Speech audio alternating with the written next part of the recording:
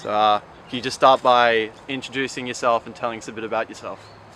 Hi, my name is FADILLA and I am studying Communications and Media Studies in University of Wollongong. What's an issue that you've had in your life?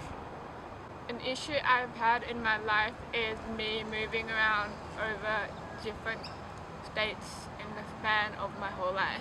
So my parents would always get a new job in a different state and we'd have to move there. This happened about once every 3 or 4 years. So I've lived in Jakarta, Bali, Perth, Canberra, Sydney, now Wollongong. How did it affect your life? It affected my life because I was not able to watch my friends grow up, and every time I saw them again they were always different and I wasn't there to see them go through whatever they went through that changed them to whoever they are now. One of my friends, for example, she was so innocent and very normal, and then these days she started acting really weird and I'm so curious as to what happened to her, but I'm not there. And also, if my friends are ever upset, I can't really help them the way I want to. So on the note of, like, you were just speaking about leaving people behind, do you think you also had any difficulty with meeting new people as you moved around and making new friends?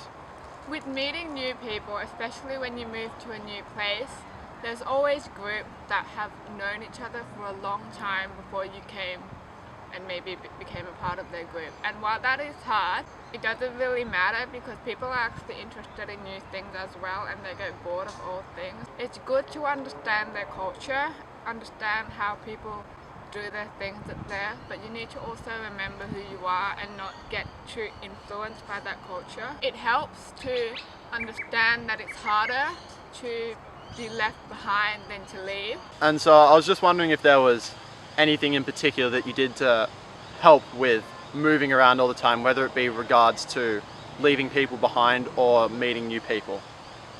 Lately I've noticed that I'm very good at adapting. With people I can figure out what they like and kind of change myself to be more the kind of people they want to be friends with. So normally with moving around I'm always a different person in a new place.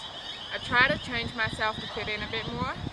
Do you think it's a good or a bad thing that you're having to change yourself to fit in? It is both a good and a bad thing. When I moved to Canberra, someone gave me the name Rosie, and after that, anyone who calls me Rosie, I act a certain way towards them. I act how I was back in Canberra and not who I am now.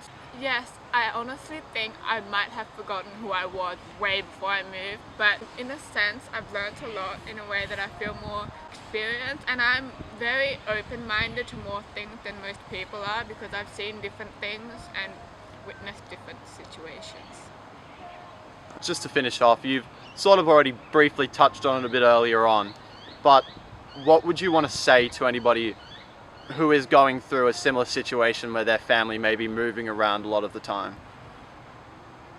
Like I said before, it's good to understand that it's harder being left behind than leaving, and while you might be upset that you're moving in a new place, you need to understand that there's a lot of good opportunities waiting for you in the new place. You gain a lot more experience in different things, and when it comes down to it, in the end of the day, you'll have connections in different places, like wherever you lived before you moved.